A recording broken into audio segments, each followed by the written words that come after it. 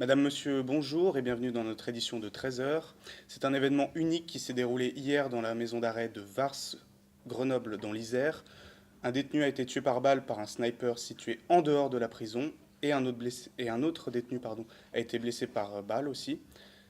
Pour répondre aux nombreuses interrogations de ce dossier, nous recevons aujourd'hui sur notre plateau notre expert judiciaire Jean Rioufol. Jean, bonjour. Bonjour Alexis. Alors, comment un tel meurtre a-t-il pu arriver quand on connaît les conditions de sécurité des prisons françaises? C'est simple, Grenoble, comme chacun sait, est situé dans une cuvette. Un tireur posté sur une colline a tiré en direction de l'établissement pendant que les détenus effectuaient leur tour de promenade. Un autre détenu a été touché également et transporté directement à l'hôpital de Grenoble. Le tireur, chacun sait que la promenade est le moment dangereux pour tous les détenus, compte tenu des règlements de compte ou du trafic qui s'y passe.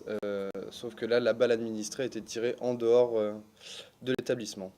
Et est-ce que le tireur a été appréhendé? Alors, un suspect a été interpellé à proximité de la prison en possession d'une arme à feu, mais pour l'instant, cela reste au conditionnel. On ne sait toujours pas si c'est lui l'auteur des faits qui se sont déroulés à Grenoble.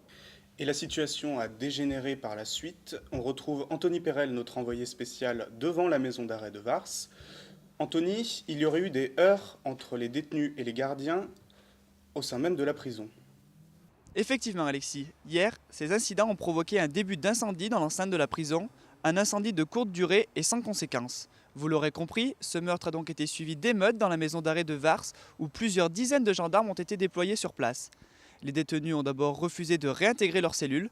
Conséquence, les forces de l'ordre sont intervenues et la situation a pu être maîtrisée assez rapidement. L'État s'est-il mobilisé? Cette première en France a occasionné une réunion de crise au ministère. Michel Alliot-Marie, garde des Sceaux, s'est même déplacé en Isère peu après 22h30. Cette dernière a été copieusement conspuée par les familles des victimes à son entrée dans l'enceinte de l'établissement. Ce n'est pas la première fois que Grenoble est touchée par ce genre de règlement de compte. Plusieurs assassinats ont déjà été perpétrés, car rappelons-le, Grenoble est une ville où les narcotrafiquants sont omniprésents. Merci Anthony, n'hésitez pas à nous recontacter si vous avez du nouveau. C'est la fin de ce journal. Merci à vous et bonne journée.